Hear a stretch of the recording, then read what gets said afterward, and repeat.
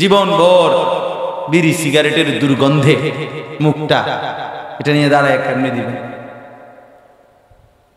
হারামের টাকা, সুদের টাকা দিয়ে জীবনভর পকেট ভরছেন, কেমনে দাঁড়াইবেন? কিতাবের মধ্যে তারিখে স্পষ্ট আছে, রাসূলুল্লাহ সাল্লাল্লাহু আলাইহি ওয়াসাল্লামের কাছে একবার পারস্যের বাদশা, অর্থাৎ এখন ইরান যেটাকে বলে তার আশপাশ, পারস্যের কিসরা, এই বাদশার দুইজন প্রতিনিধি, দূত, আগে রাজা বাদশাদের দূত প্রতিনিধি দুইজন লোক মদিনায় রাসূলুল্লাহ সাল্লাল্লাহু আলাইহি ওয়াসাল্লামের সাক্ষাৎ করার জন্য রাষ্ট্রীয় পয়গাম নিয়ে আসছে। তো ওই দুইজনের চেহারার মধ্যে দাড়ি ছিল একদম কাটা, স্পষ্ট তারিখে আছে। রাসূলুল্লাহ সাল্লাল্লাহু আলাইহি ওয়াসাল্লাম সাথে সাথে কসম খোদা ফানসারাফা ওয়াজহা, চেহারা ফিরায় না।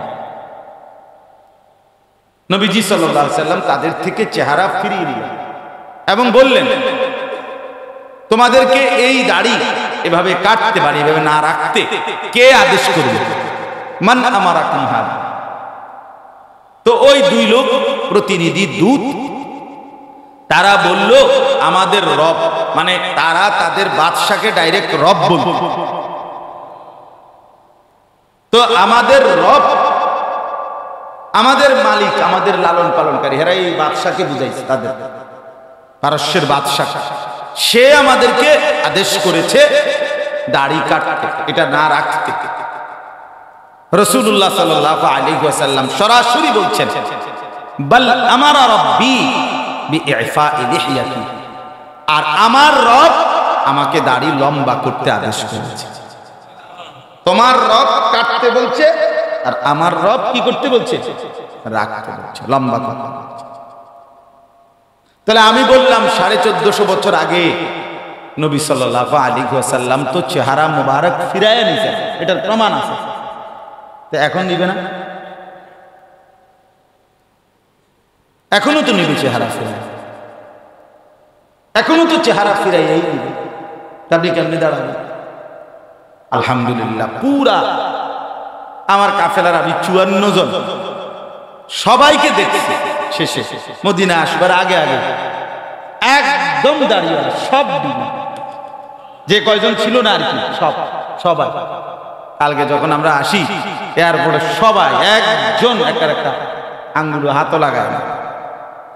আলহামদুলিল্লাহ, আলহামদুলিল্লাহ, আল্লাহ তাআলা আমার সেই কাফেলার ভাইদেরকেও বরকত দান করেন।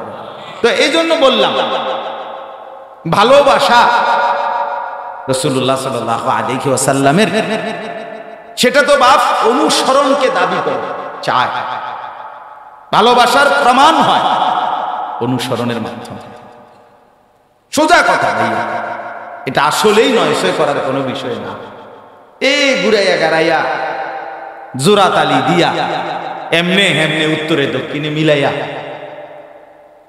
এত কিছু বলার কোনো দরকার নেই। সাফ সাফ কথা, নবী সাল্লাল্লাহু আলাইহি সাল্লামের ভালোবাসা জরুরি, জরুরি কিনা?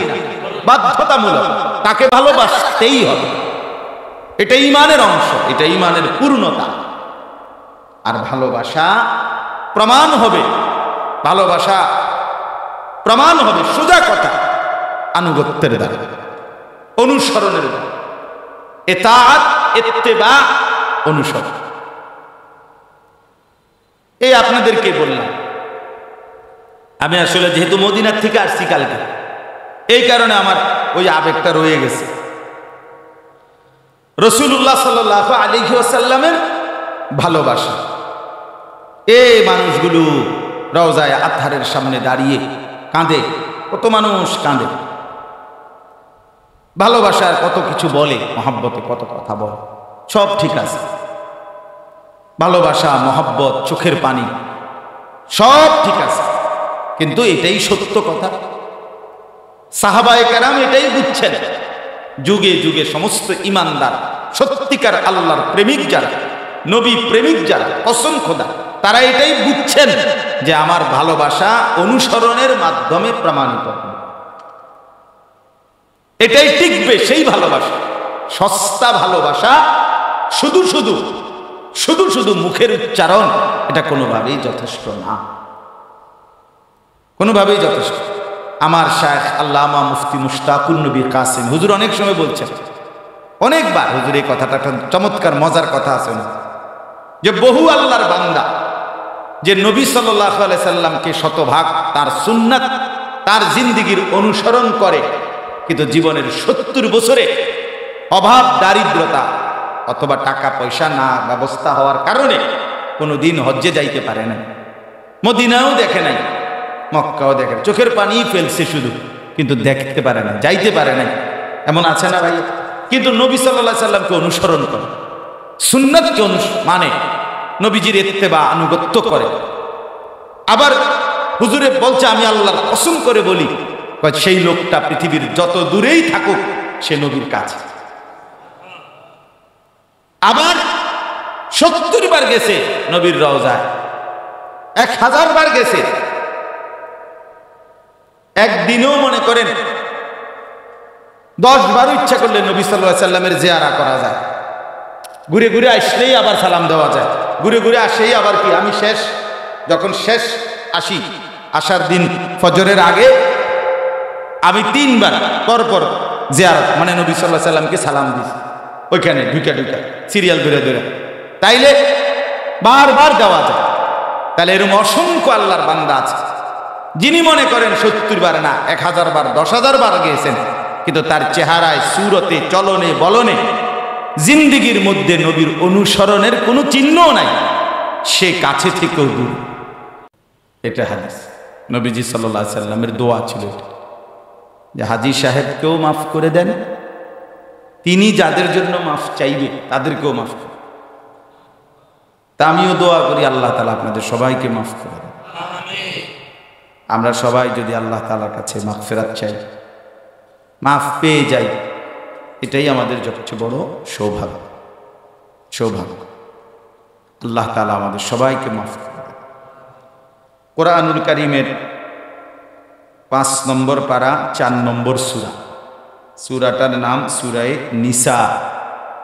এই সূরার 2টি আয়াত 64, 65, এই 2 আয়াত আমি আপনাদের সামনে তেলাওয়াত করেছি। মূলত রাসূলুল্লাহ সাল্লাল্লাহু আলাইহি ওয়াসাল্লাম, আমরা প্রিয় নবী সাল্লাল্লাহু আলাইহি ওয়াসাল্লামের নাম সবাই জানি, আমাদের কলিজার ভেতরে, হৃদয়ের ভেতরে নবী সাল্লাল্লাহু আলাইহি সাল্লামের নাম আছে। মুসলমান মাত্রই, মুমিন মাত্রই নবী সাল্লাল্লাহু আলাইহি সাল্লামকে ভালোবাসে। ভালোবাসাটাই ঈমানের দাবি।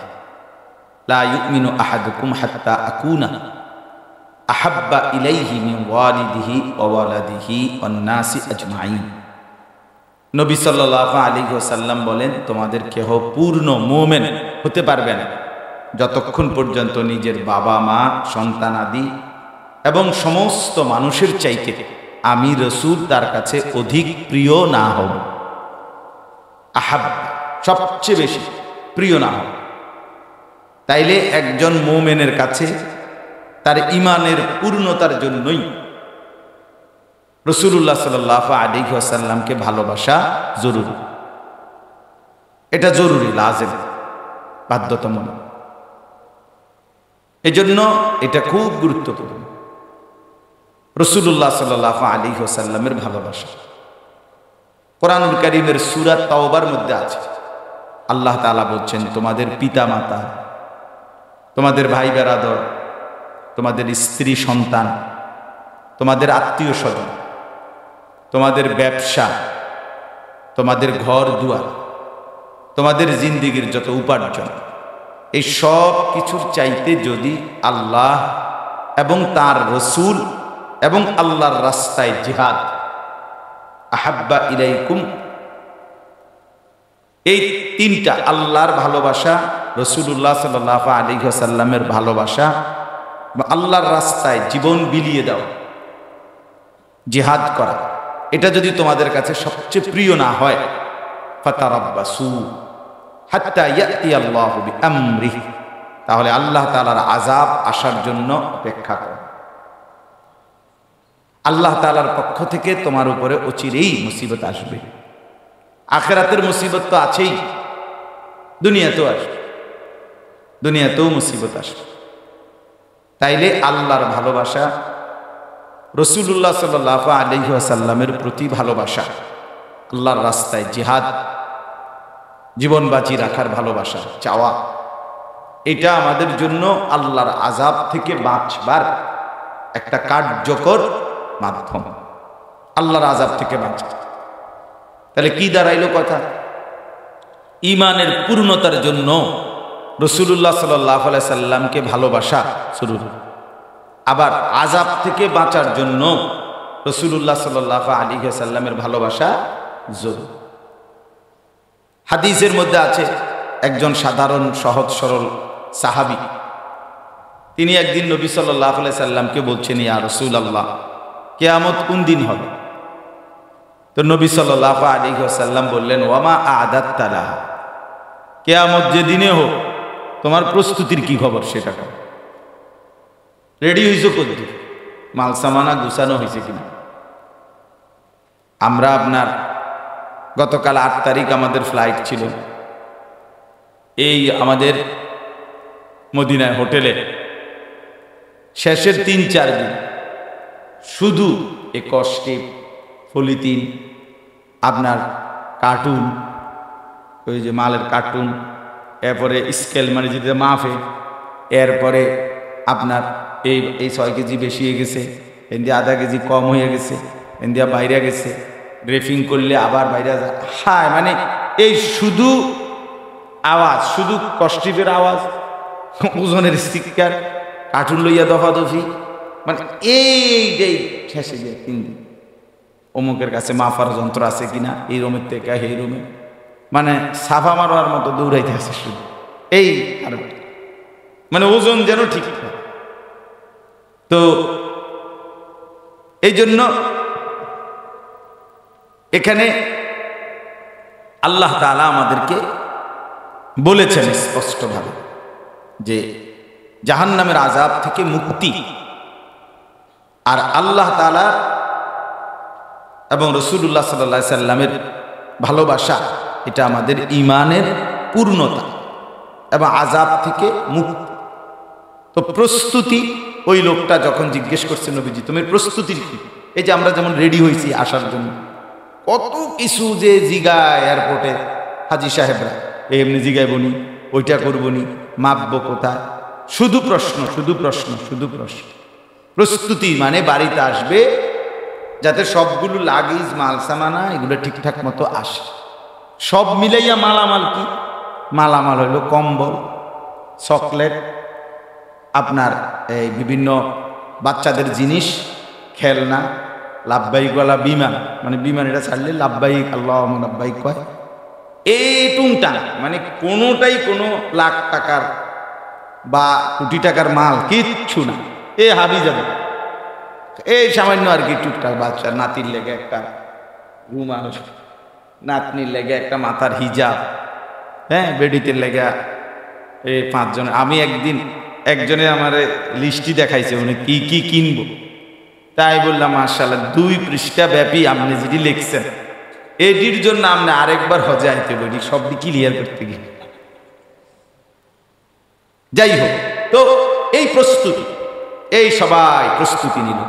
বুঝুন, আমাদের যে এজেন্সির মালিক ওশিনিয়ার ইন্টারন্যাশনাল, এর মালিক যিনি জাফর ভাই ওনার, তো উনি একটা সুন্দর কথা বলছে, দেখেন সৌদি এয়ারলাইন্স বিমানে 23 কেজি করে 46 কেজি 2টা প্যাকেট, 2টা কার্টুন দেওয়া যাবে, এর বেশি হবে না, আইন নিষেধ। এই 23 কেজি ঠিক রাখার জন্য কতবার না হলে এক একজনে 50 বার মাফে, মানে এইটা, এবং কেউ কুদ্দুর কমায়, সবার কথা হলো কুদ্দুর কম হোক, 200 গ্রাম কম হোক, 500 গ্রাম কম, বেশি না। তো উনি কথাটা বলছে, খুব ভালো লাগছে আমার কাছে। উনি বলছে আমাদেরকে সবার সামনে যে দেখেন 23 কেজি করে 46 কেজি ওজন যেন ঠিক থাকে, একটা বিমানে বাড়িতে আসবেন, এইটার জন্য এতবার মাপলেন। হাসরের ময়দানে আমার আপনার জিন্দিগির হিসাবটা যেন ঠিক থাকে, এটার জন্য জিন্দিগিটা কয়বার মাপছে? আমাদেরও তো হিসাব উঠবে।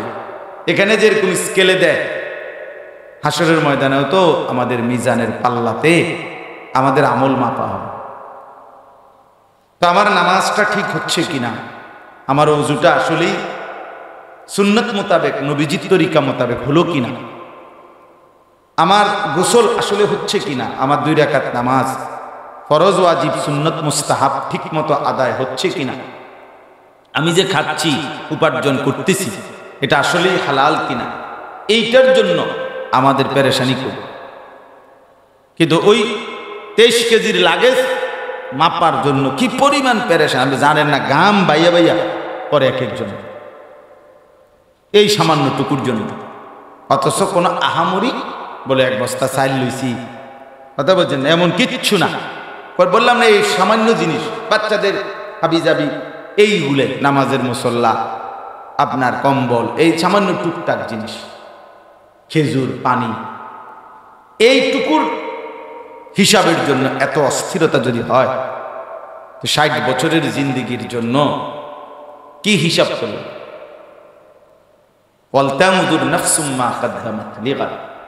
আল্লাহ তাআলা বলেন, মুমিন প্রত্যেকেই হিসাব করো, খেয়াল করো আগামীকাল আখিরাতের জন্য আজ দুনিয়া থেকে তুমি কি পাঠিয়েছ। ওয়ালতানজুর নাফসুম মা কদ্দামাত লিগাদ, লিগাদ মানে আগামী, গাদিন মানে আগামী, আগামীকালকের কিয়ামতের জন্য আজ দুনিয়া থেকে, এখান থেকেই পাঠাইতে হবে। দুনিয়া আখিরাত সাজাবার জন্য দেওয়া হয়েছে, আখিরাত বানাবার জন্য, স্থায়ী জিন্দেগি বানাবার জন্য। হায়াত মূলত আখিরাত, জীবন মূলত আখিরাত, এটা শুধু পার করা। ওয়া ইন্নাদ দারাল আখিরাতা লাহিয়াল হায়াওয়ান, আল্লাহ তাআলা বলছে নিশ্চয়ই আখিরাতের ঘর সেটাই কেবল জীবন, হায়াত, বেঁচে থাকা। এর জন্য প্রকৃত জীবন হায়াত, এটা আখিরাত। তাহলে প্রস্তুতি কোথায়? কয়বার খেয়াল করছেন জীবনে? রুকুটা হয় কিনা, সেজদাটা হয় কিনা, ওযু গোসল হয় কিনা? আও মাত্র না, আল্লাহ ভরসা। এটা কি কথা? আরে রাখো চাই হুজুর, হুজুরের দ্বারা গেলে হুজুর আরো কত মাসলা বাইর করবো, এরকম কথা বলে। এমন বেয়াদব নাই? কথা বলেন না কেন? আরে বেটা, হুজুর তো মাসালা বাইর করিয়া দুনিয়া তোরে শুধরাইয়া ঠিক করে দিবে, কিন্তু কবরে কে ঠিক করবে? তখন হাসরের ময়দানে কে ঠিক করে দিবে? এখন তো হুজুরদের কাছে আসলে লাভ আছে, ঠিক করে দিল, ভুলটা শুধরাইয়া দিল, তখন তখন আফসুস করে কি লাভ হবে বলেন? এই হজ্জের সফরেও আমি পরে হজ্জের শেষে কিছু বিষয় নিয়ে আমার আলাগত অনেকরে বলছি, যে আমার সাথে বিভিন্ন কথার প্রেক্ষাপটে অনেকেই এই আফসুস করছে যে হুজুর ইন্নালিল্লাহ, যদি এটা জানতাম আগে তো আমি এটা ছাড়লাম না। কথা বলি, তাইলে এই 13ই জিলহজ পাথর মারা, রাসূলুল্লাহ সাল্লাল্লাহু আলাইহি সাল্লাম পাথর মারতেন। অধিকাংশ একেবারে শতকরা 99, 99.5 জন বাংলাদেশি হাজি পাথর মারে না। কেন? এটা মুস্তাহাব, মুস্তাহাব, এটা দিয়ে কি রিবার? ওরা তো বেহেশতের বুঝ হইয়া গেছে আগের দিনে, উনি এত সওয়াব দিয়া করবে কি? অথচ উনি গেছেই হজ করতে, এখানে গেছেই হজ করতে, একটু কষ্ট করতে, এটা করতে রাজি। কথার কথা, অসংখ্য এমন বিষয় আছে, একটু কষ্ট হবে, শুধু এই শরীরে হাঁটতে এখন আর ক্লান্তি লাগতেছে, এইটুকুই কারণ, আর কিছু না। করবে না, ওনার নেকির দরকার, এত নেকি দিয়ে আমি করব না। এই যে বললাম, মানে খামখেয়ালি, গাফলতি, আখিরাতের ব্যাপারে বেখবর, অথচ আখিরাতে আমাদের জিন্দেগি ওজন হবে না। কথা বলেন, ওজন হবে কি না? যাই হোক, ফিরে আসি ওই কথায়। ওই সাহাবী নবী সাল্লাল্লাহু আলাইহি ওয়াসাল্লাম তাকে বললেন, তুমি আখিরাতের যে দিনে হোক প্রস্তুতিটা কি তোমার সেটা বলো।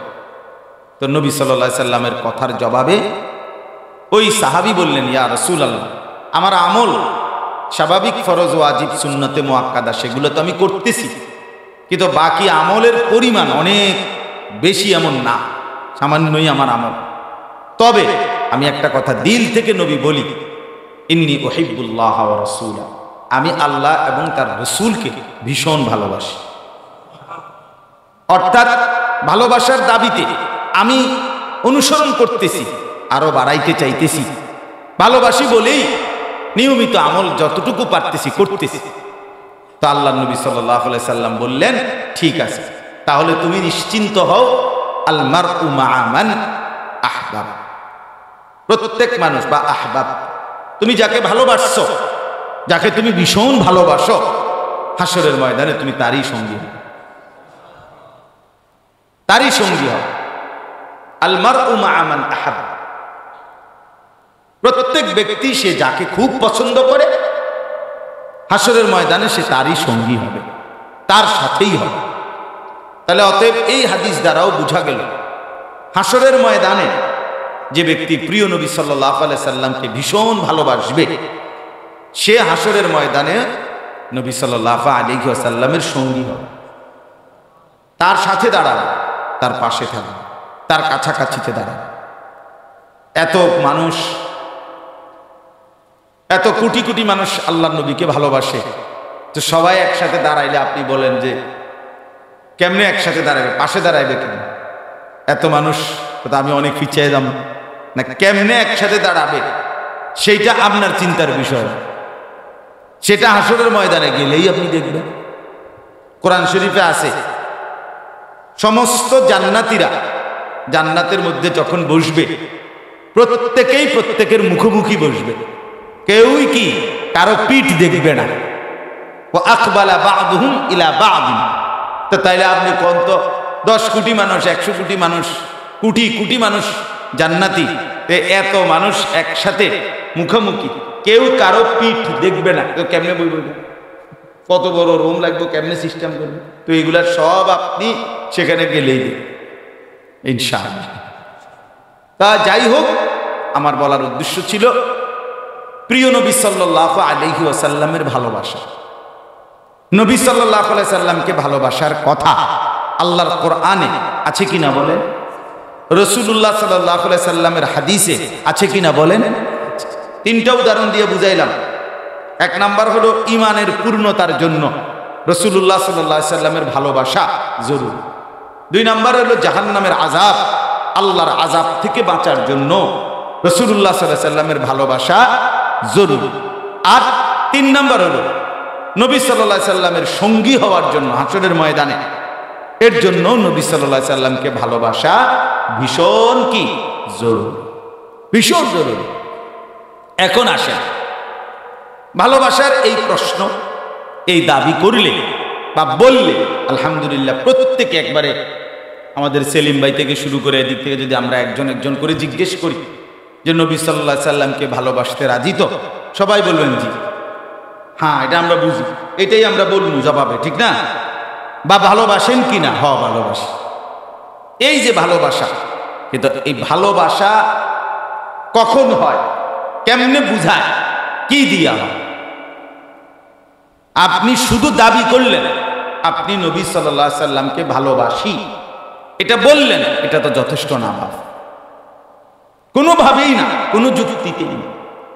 আপনার শুধু মুখের বলন দ্বারাই প্রিয় নবী সাল্লাল্লাহু আলাইহি ওয়াসাল্লাম কে ভালোবাসেন আপনি কেমনে বুঝাবেন? এই শুধু বললেই হয়ে যাবে কেমনে? আমি আমার কাফেলার যে কয়েকজনের দাড়ি ছিল না প্রথম, তো প্রথমেই বলছি, আমি বললাম যে দেখেন আমার একটা অনুরোধ, কয়েকদিন পরে নবী সাল্লাল্লাহু আলাইহি ওয়াসাল্লামের রওজা মোবারক মদিনায় আপনারা যাবেন, নবী সাল্লাল্লাহু আলাইহি সাল্লামের সামনে দাঁড়িয়ে সালাম দিবেন। নবীজির রওজায়, নবী সাল্লাল্লাহু আলাইহি সাল্লাম রওজা মোবারকের মধ্যে জীবিত, হায়াতুন নবী, সম্পূর্ণ সশরীরে তিনি কি জীবিত? বলেন আলহামদুলিল্লাহ। তাইলে জীবন্ত নবীর সামনে দাঁড়িয়ে আপনি সালাম দিবেন, তো এই দাড়িবিহীন চেহারা নিয়ে কেমনে দিবেন? কেমনে সালাম দিবেন? জীবন ভর বিড়ি সিগারেটের দুর্গন্ধে মুখটা, এটা নিয়ে দাঁড়ায় কেমনি দিবেন? হারামের টাকা, সুদের টাকা দিয়ে জীবনভর পকেট ভরছেন, কেমনে দাঁড়াইবেন? কিতাবের মধ্যে তারিখে স্পষ্ট আছে, রাসূলুল্লাহ সাল্লাল্লাহু আলাইহি ওয়াসাল্লামের কাছে একবার পারস্যের বাদশা, অর্থাৎ এখন ইরান যেটাকে বলে তার আশপাশ, পারস্যের কিসরা, এই বাদশার দুইজন প্রতিনিধি, দূত, আগে রাজা বাদশাদের দূত, প্রতিনিধি দুইজন লোক মদিনায় রাসূলুল্লাহ সাল্লাল্লাহু আলাইহি ওয়াসাল্লামের সাক্ষাৎ করার জন্য রাষ্ট্রীয় পয়গাম নিয়ে আসছে। তো ওই দুইজনের চেহারার মধ্যে দাড়ি ছিল না, একদম কাটা, স্পষ্ট তারিখে আছে। রাসূলুল্লাহ সাল্লাল্লাহু আলাইহি ওয়াসাল্লাম সাথে সাথে কসম খোদা ফানসারাফা ওয়াজহা, চেহারা ফিরায় নিলেন। নবীজি সাল্লাল্লাহু আলাইহি ওয়াসাল্লাম তাদের থেকে চেহারা ফিরিয়ে নিলেন এবং বললেন, তোমাদেরকে এই দাড়ি এভাবে কাটতে পারে, এভাবে না রাখতে কে আদেশ করল? মান আমারাকুম হাদা। তো ওই দুই লোক প্রতিনিধি দূত, তারা বলল আমাদের রব, মানে তারা তাদের বাদশাকে ডাইরেক্ট রব বলল। তো আমাদের রব, আমাদের মালিক, আমাদের লালন পালনকারী, এরা এই বাদশাকে বুঝাইছে, তাদের পারস্যের বাদশাহ, সে আমাদেরকে আদেশ করেছে দাড়ি কাটতে, এটা না রাখতে। রাসূলুল্লাহ সাল্লাল্লাহু আলাইহি ওয়াসাল্লাম সরাসরি বলছেন, বাল আমারা রাব্বি বিইফা'i লিহইয়াতি, আর আমার রব আমাকে দাড়ি লম্বা করতে আদেশ করেছে। তোমার রব কাটতে বলছে, আর আমার রব কি করতে বলছে? রাখতে বলছে, লম্বা করতে বলছে। তাহলে আমি বললাম 1450 বছর আগে নবী সাল্লাল্লাহু আলাইহি ওয়াসাল্লাম তো চেহারা মুবারক ফিরায় নিছেন, এটার প্রমাণ আছে। তো এখন নিবে না? এখনো তো নিবে চেহারা ফিরায়, এখনো তো চেহারা ফিরাইয়াই নিবে। আপনি কেমনে দাঁড়াবেন? আলহামদুলিল্লাহ, পুরা আমার কাফেলার আমি 54 জন, সবাইকে দেখছি শেষে মদিনা আসবার আগে আগে একদম দাঁড়িয়েওয়ালা, সব যে কয়জন ছিল না আর কি, সবাই। কালকে যখন আমরা আসি এয়ারপোর্টে, সবাই একজন একটা আঙ্গুলো হাতও লাগায় না। আলহামদুলিল্লাহ, আলহামদুলিল্লাহ। আল্লাহ তাআলা আমার সে কাফেলার ভাইদেরকেও বরকত দান করেন। তো এই জন্য বললাম, ভালোবাসা রাসূলুল্লাহ সাল্লাল্লাহু আলাইহি ওয়াসাল্লামের, সেটা তো বাপ অনুসরণকে দাবি করে, চায়। ভালোবাসার প্রমাণ হয় অনুসরণের মাধ্যমে। সোজা কথা ভাইয়া, এটা আসলেই নয় সই করার কোনো বিষয় না। ঘুরাইয়া গাড়াইয়া জোরাতালি দিয়া এমনে হেমনে উত্তরে দক্ষিণে মিলাইয়া এত কিছু বলার কোনো দরকার নেই। সাফ সাফ কথা, নবী সাল্লাল্লাহু আলাইহি সাল্লামের ভালোবাসা জরুরি। জরুরি কিনা? বাধ্যতামূলক, তাকে ভালোবাসতেই হবে। এটা ঈমানের অংশ, এটা ঈমানের পূর্ণতা। আর ভালোবাসা প্রমাণ হবে, ভালোবাসা প্রমাণ হবে, সোজা কথা, আনুগত্যের দ্বারা, অনুসরণের দ্বারা। ইতাআত, ইত্তিবা, অনুসরণ। এই আপনাদেরকে বললাম, আমি আসলে যেহেতু মদিনার থেকে আসছি কালকে, এই কারণে আমার ওই আবেগটা রয়ে গেছে। রাসূলুল্লাহ সাল্লাল্লাহু আলাইহি ওয়াসাল্লামের ভালোবাসা, এই মানুষগুলো রওজায়ে আতহারের সামনে দাঁড়িয়ে কাঁদে, কত মানুষ কাঁদে, ভালোবাসার কত কিছু বলে, মহব্বতে কত কথা বলে, সব ঠিক আছে। ভালোবাসা, মহব্বত, চোখের পানি সব ঠিক আছে, কিন্তু এটাই সত্য কথা। সাহাবায়ে কেরাম এটাই বুঝছেন। যুগে যুগে সমস্ত ঈমানদার, সত্যিকার আল্লাহর প্রেমিক যারা, নবী প্রেমিক যারা, কসম খোদা, তারা এটাই বুঝছেন যে আমার ভালোবাসা অনুসরণের মাধ্যমে প্রমাণিত হবে, এটাই টিকবে। সেই ভালোবাসা, সস্তা ভালোবাসা, শুধু শুধু শুধু শুধু মুখের উচ্চারণ এটা কোনোভাবেই যথেষ্ট না, কোনোভাবেই যথেষ্ট। আমার শায়েখ আল্লামা মুফতি মুশতাকুন নবী কাসিম হুজুর অনেক সময় বলছেন, অনেকবার হুজুর এই কথাটা একটা চমৎকার মজার কথা আছে না, যে বহু আল্লাহর বান্দা যে নবী সাল্লাল্লাহু আলাইহি সাল্লামকে শতভাগ তার সুন্নাত তার জিন্দেগীর অনুসরণ করে, কিন্তু জীবনের 70 বছরে অভাব দারিদ্রতা অথবা টাকা পয়সা না ব্যবস্থা হওয়ার কারণে কোনোদিন হজ্জে যাইতে পারে না, মদিনাও দেখে নাই, মক্কাও দেখে, চোখের পানি ফেলছে শুধু, কিন্তু দেখতে পারে না, যাইতে পারে না, এমন আছে না ভাই? কিন্তু নবী সাল্লাল্লাহু আলাইহি সাল্লামকে অনুসরণ করে, সুন্নাতকে মানে নবীজির ইত্তেবা আনুগত্য করে। আবার হুজুরে বলছে, আমি আল্লাহর কসম করে বলি, সেই লোকটা পৃথিবীর যত দূরেই থাকুক সে নবীর কাছে। আবার 70 বার গেছে নবীর রওজায়, 1000 বার গেছে।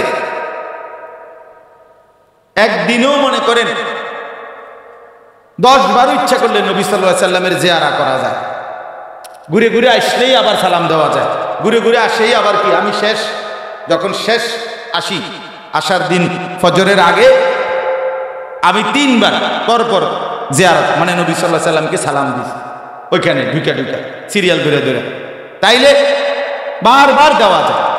তাহলে এরকম অসংখ্য আল্লাহর বান্দা আছে যিনি মনে করেন 70 বার না 1000 বার 10,000 বার গিয়েছেন, কিন্তু তার চেহারায় সুরতে চলনে বলনে জিন্দেগীর মধ্যে নবীর অনুসরণের কোনো চিহ্নও নাই। সে কাছে থেকেও দূর,